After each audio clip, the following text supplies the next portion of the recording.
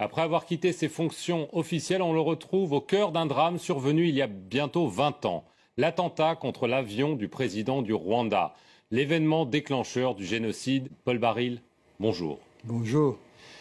Alors on va parler du Rwanda parce que ces jours-ci sort un livre qui s'appelle Le capitaine Baril brise le silence, la tragédie du Rwanda, ses origines, ses coupables, aux éditions Jean Picolec. Et vous n'y allez pas par quatre chemins, à savoir que vous prenez à rebours la thèse officielle qui veut que ce sont des extrémistes hutus qui ont descendu, entre guillemets, l'avion du président Habyarimana, qui était lui-même Hutu mais jugé trop modéré, pour ensuite déclencher le génocide contre les Tutsis. Pour vous, cette thèse est totalement fausse. Dites-nous pourquoi. Parce que d'abord, on n'a jamais donné le nom de ces extrémistes. On parle d'un groupe d'extrémistes. Moi, je voudrais savoir lesquels ont appuyé sur la détente. Et je suis un enquêteur, je suis un gendarme et fils de gendarme. La première question qu'on se pose, à qui profite le crime ?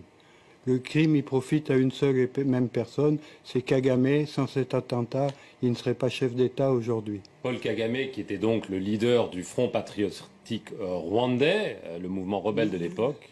Non, il n'était pas le leader du mouvement patriotique, il était le chef des services de renseignement de l'Ouganda. Il était militaire ougandais, il percevait un salaire ougandais et il a été en Amérique faire des stages dans les unités spéciales américaines avec un passeport ougandais. C'était un rebelle et c'est un terroriste avéré.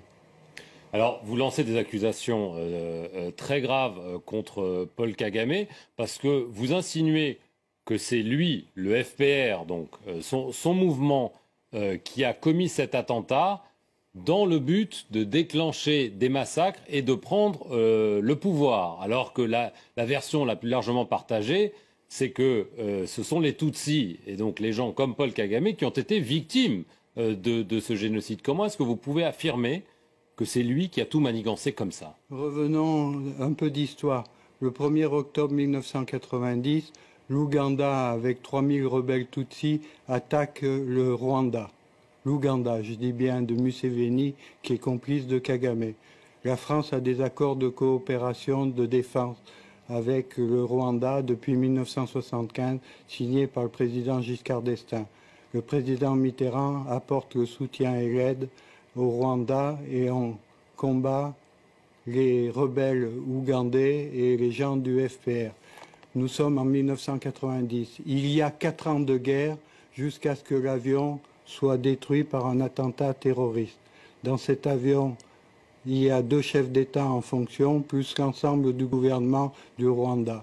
C'est le déclencheur et c'est le point que Kagame s'appuie pour laisser massacrer les Tutsis de l'intérieur, c'est-à-dire ceux qui sont restés au Rwanda, qui sont considérés par Paul Kagame comme des collaborateurs. Ça n'a rien à voir avec les Tutsis de l'extérieur.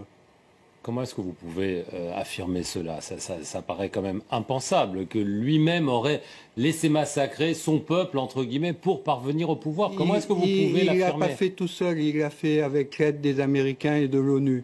À cette époque, il y avait la MINUAR qui était 2800. La force de l'ONU. La force de l'ONU, commandée par le général canadien Roméo Dallaire. Le soir de l'attentat, les 2800 soldats de l'ONU se sont restés 280 soldats. La force de la MINUAR aurait pu protéger les Tutsis de l'intérieur.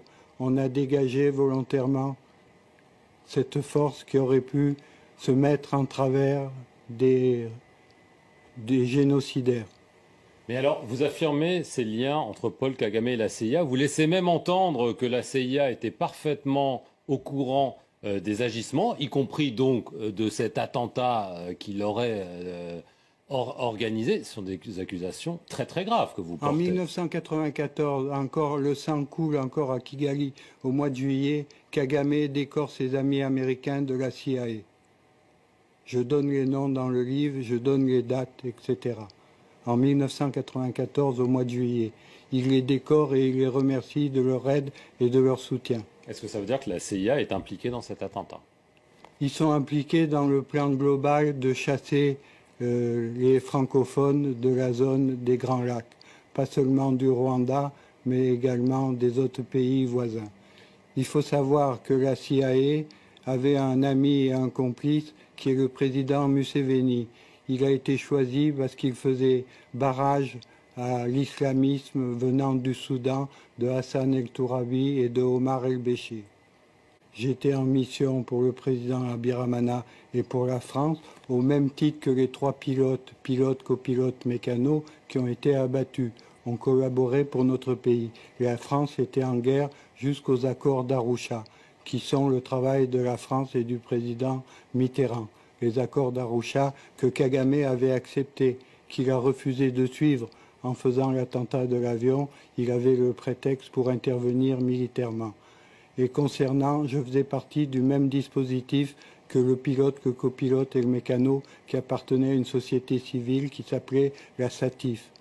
C'était pour le travail de la France, de notre pays.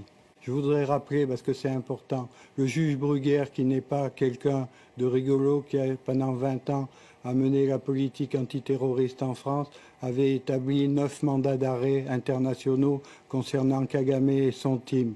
Je vous rappellerai que le juge espagnol Meirelles, sur l'assassinat d'Espagnols, l'Espagne n'a rien à voir, il n'y a pas eu de militaire au Rwanda, a établi 40 mandats d'arrêt internationaux.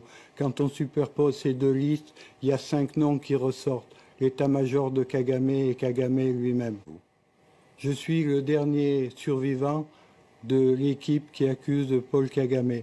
Et Paul Kagame, je l'ai connu, on a mangé ensemble et il me demandait une télécommande. Vous le racontez d'ailleurs. Il me demandait une télécommande à distance pour assassiner le président Abiramana.